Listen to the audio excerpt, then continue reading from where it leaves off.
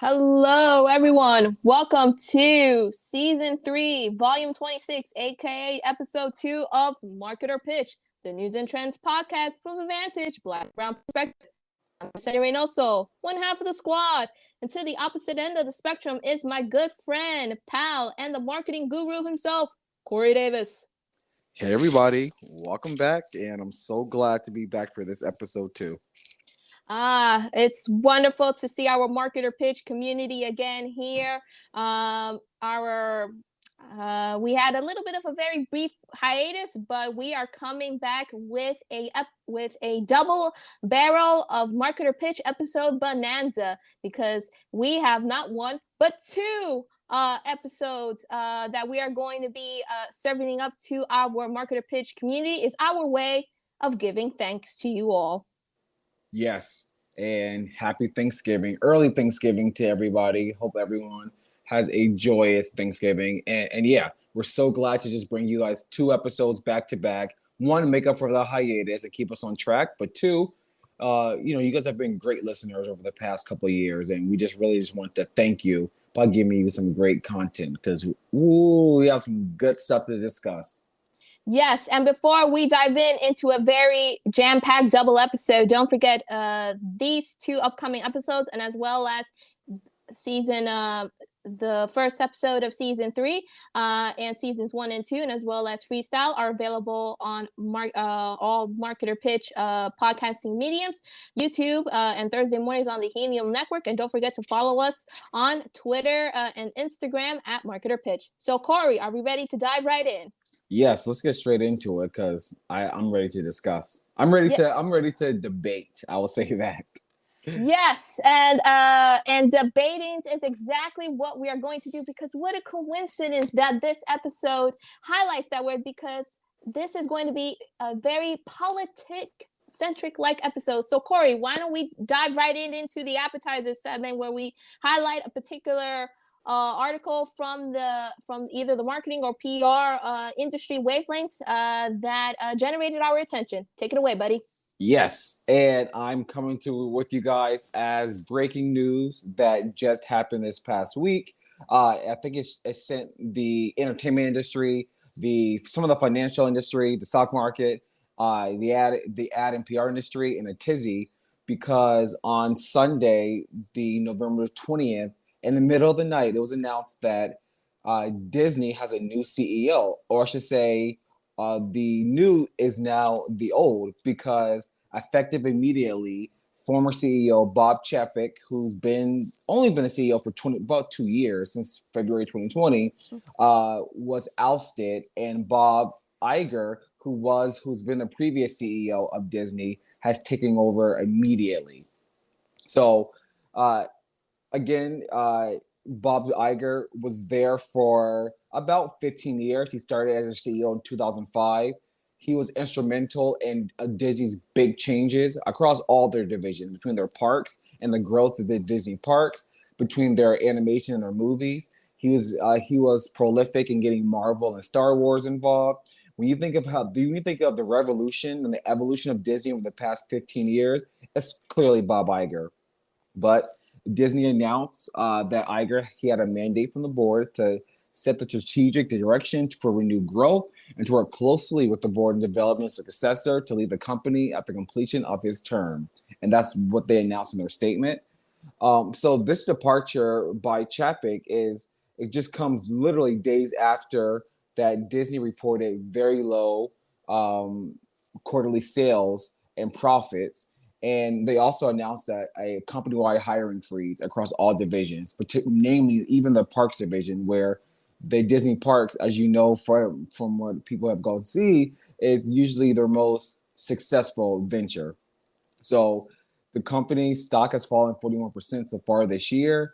I know that Chapek has had some controversies with how he's been structuring the Disney Plus tiers and that rollout.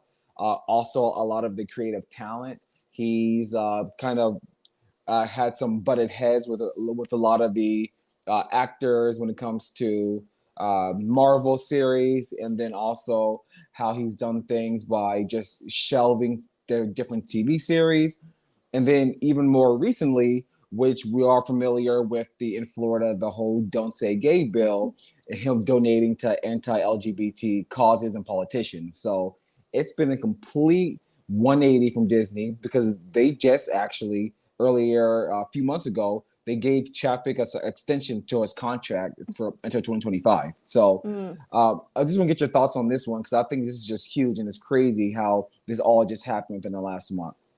If only, and I'm gonna insert that baseball reference. If only Hal Steinbrenner had the balls to actually fire both Aaron Boone and Brian Cashman, because right now where the team is like, there is a lack of philosophy and leadership flaws that's greatly affecting the overall bottom line. And I can't help but make that analogy over at Disney, because Bob Iger over the last 15 years has built an empire for Disney. He has, created that brand into a global dominant force, both on the marketing, communications, travel, and every single sector you can think of.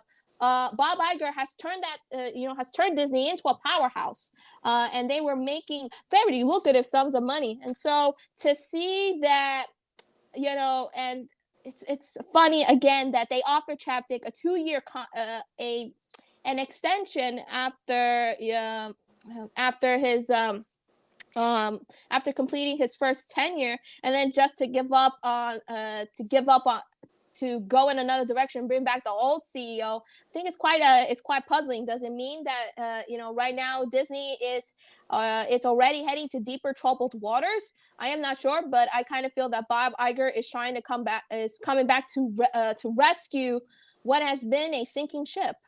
Yeah, and I actually will say even how Bob Iger has been treated internally, and actually since just rollout, how people have been applauding his return. Um, I would say that, and could be a hot take, but I would say Bob Iger is as close to Walt Disney as Disney will ever get. How Walt Disney started the company and brought it up, had great ideas as far as what he wanted to see as far as content goes, when he wants to go as park goes. Bob Iger took that vision and perfected it. So I think that no one else is probably will be as successful as Disney CEO as this guy. But you also have to question as well. They had over 15 years since Iger was on as CEO to find his successor and mold him, so that way he could continue the legacy that he started. And so it kind of leads me to wonder, after Chapek's dismissal, don't they have anybody within that regime that could take Bob Iger's spot after the 2 years since he agreed with the board? Or type of cover where Iger does come back and he does re-cement himself as a more permanent voice for Disney. I mean, but we also have to understand, over the last several years, the stock numbers have been dropping, prices has also been dropping. The brand has taken an overall hit, especially in the state of Florida, due to the controversial Don't Say Gay law, and with the fights with the state government, with Ron DeSantis's state government. And so that has also, and so their reputation has taken a nosedive over the last several years. And again, with Bob Iger returning, you kind of wonder, does some of the policies that he's implemented in the past come back? And Bob Iger also to do a complete 360 in terms of messaging and communications to try to get them back on track, and as well as try to reestablish the relationships that were damaged during the Bob Chapek era. Yeah, and just to end on this, I think you're thinking very strategic, and you're thinking ahead is how they should be thinking. But I just think the board and Disney got very scared and very nervous that their stock has fallen so far. They really just wanted to stop the flooding. Like, what can we do to immediately stop the flooding? Oh yeah, let's bring back the older guy who made us a whole crap load of money, and it's so far it's worked. Their stock is going to be on the up and up. So it stopped the flood. Now the real vision is, like as you just mentioned, is where are they going to be 2 or 3 years from now? And can Iger's return sustain the growth for 2 or 3 years? Or will they be back in the same exact place with a new CEO in 2026, 2027? We are going to find out. And with that, keep your eye on this latest development. Corey, thank you so much for bringing this late breaking news. And that was the end of the appetizer segment. What are your thoughts about this subject? Are we right? Are we wrong? Is Iger going to re-achieve the success that he had during his tenure? Or will it be further trouble for Disney as it continues to sink? Let us know at marketerpitch@gmail.com, and also leave comments on our social media channels. We now move on to the entree of the show, and it is an entree that I think we all been bamboozled by, and we're going to talk about the midterm elections, which first and foremost, everybody's all gonna say, "Oh, there was a red wave. Oh, the Republicans are gonna win." You should have seen that across, across different types of platforms and mediums. However, what was the so-called red wave was not. And so it is deemed appropriate that it should be called the midterm bamboozle. Because that's what it was, Corey. Don't you think? All of this hoopla that we've been hearing for over the last several years turned into a puddle of pathetic sorry water. Don't you think? Beyond that, it became literally a fire extinguished that red hot wave that they thought was going to happen. I was actually laughing when I saw nothing but Republican tears. But I also saw Democrat tears too. I was laughing at both of them. But anyway, the midterm bamboozled was pretty much the red wave that wasn't. And we're very much still in the same position that we have been since 2020. And so going to dive more in depth into the marketing and PR aspects of the midterm 2022 elections, which will now set the foundation for the presidential elections in 2 years' time in 2024. And I want to focus on this particular NPR article that was released back on November 19th, titled "The Midterm Elections Dust Has Settled in Washington. Here are the 5 key takeaways." Or he should rephrase that to the midterms bamboozle, the 5 key takeaways that pretty much popped out of thin air. And so some of the lessons that we have to take into account, which includes wide-ranging consequences from Congress to presidential politics, are the first one is the fact that Donald Trump, I will keep my nickname for him in secret, is now more vulnerable to a primary challenger, which is very much true. And we will talk about that challenger momentarily. The next Republican leader will have a very hard time legislating, which is very much true. Democrats holding the Senate is important, but I feel that both the Democrats and Republicans, again, are both two of the same ice cream flavors. 4, the Republicans will make a skeptical in the House because they're so extreme and lost like little boys and girls. And 5, a new Democratic era in Democratic power is emerging. Democratic power in what? In persuading and being brainwashed for corporate money? That's just me. But Corey, I wanted to get your intake and give us your opinion as to what you thought about the 22 midterm elections, and what are the lessons, from a marketing or PR perspective that our viewers should take note. Yeah, so I think just how similar to the post election mortem of 2016 elections, when a lot of the media, they really thought this was Hillary's year. They thought that Donald Trump was, of course, going to get trounced. And there was as Republicans love to brag about, there was a silent majority that went out and voted for Trump that didn't say anything. And a lot of the facts in the media were completely wrong.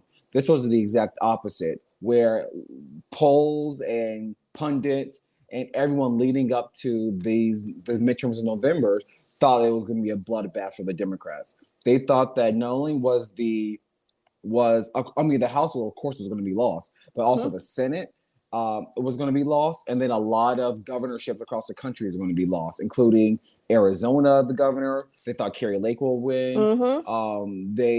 Everyone knew Florida was going to happen. They thought that in Washington and Oregon, who have very strong Democratic governors, they thought the Republicans could overturn that. They really did think that the media portrayed this as the reckoning for Republicans and Joe Biden's failure.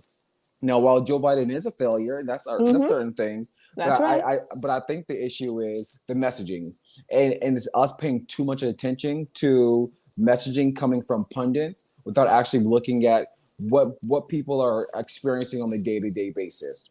And sometimes we put so much, and I think we put so much focus and so much attention to what people who are just, glorified experts. They're no different than you and I. They're just making guesstimates on what they think will happen. But we put so much focus and time and energy into that we start believing it. And when it doesn't manifest itself, we cause ourselves questioning what happened.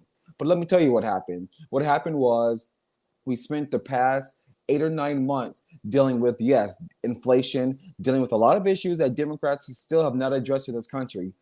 Policing, they haven't yet. The George Floyd police bill still really needs to be signed and fleshed out.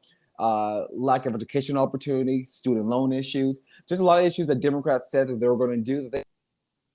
But the alternative is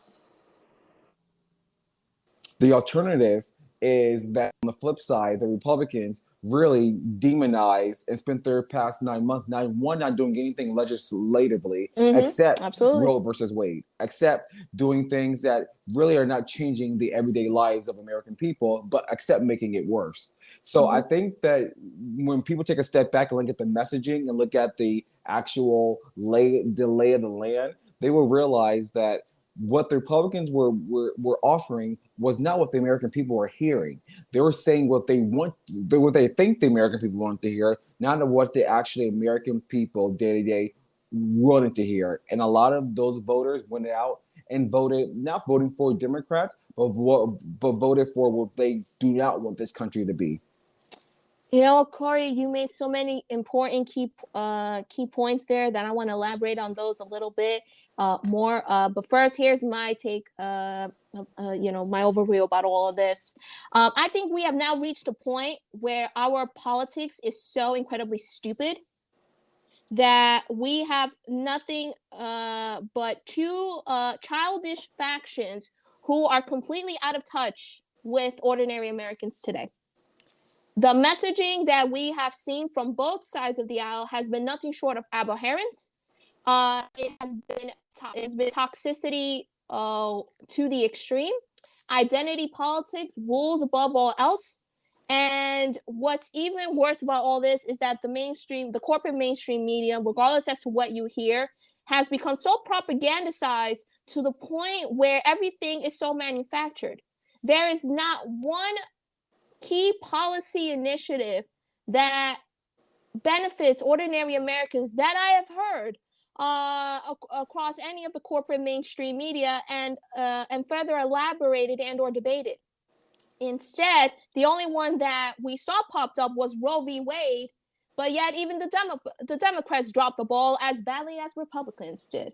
And also another thing that I want to point out within the messaging is from the Republican side, all that I've heard of leading up to this, to these midterms is them overemphasizing the word woke and bastardizing it, which made Americans develop a perception of what the word woke is. And so please correct me if I'm wrong, Corey, but I believe that the proper definition of what the word woke is an African-American slang word that means to raise awareness for your surroundings, and especially within your community. And so to see a word like that, and as well as other key progressive terms that has ended up being bastardized for identity political purposes, I should say, is nothing short of disgusting. But it also, it also further adds insight to the fact that neither of these political factions are developing messaging that is going to directly address, from a policy standpoint, what Americans need right now. About 62% of all Americans are desperately want a third party. That tells you right there that America badly needs an outsider, somebody who can understand the agony and the struggles of the working class and directly call out the ruling class and the establishment for all of their sins. But if there is something that again, from a communication standpoint, that that can't be taken away, is the fact that from a messaging standpoint, if you're going to be working on any kind of political campaign or policy initiatives, you have to start talking about policies. Americans care more about the policies that are going to benefit their everyday lives. Ballot initiatives were a big win, and most of those were progressive. Like, for example, the state of Missouri just recently approved marijuana to be legalized. Some other states also approved increases to minimum wage and many other important initiatives. And so I think right now the focus is now shifting away from mainstream media and these so-called pundits to much more grassroots and independent alternative media, where they're giving them the facts, the truth, instead of being smeared, by a constant propagandist. I think that is one of the key takeaways as we look forward to 2024. Yes, and what you just said, like what the American population, American people want, and as policies, yeah, that takes hard work. And I know one of your takeaways is Republicans in the House are going to run amok. Yes, they're going to do that because it's a lot easier to dissent. It's a lot easier to just cause a lot of hoopla than to actually write policy. Not that they probably can actually physically do it and actually debate policy and move the country forward. So they're going to spend the next 2 years just literally shooting down everything the Senate does and bringing forward these meaningless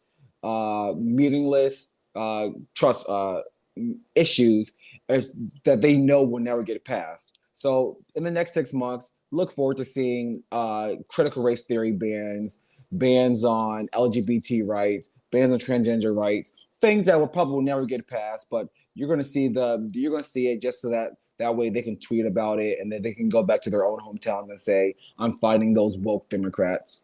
Yeah, those so-called bad woke Democrats, and also reestablishing our so-called Christian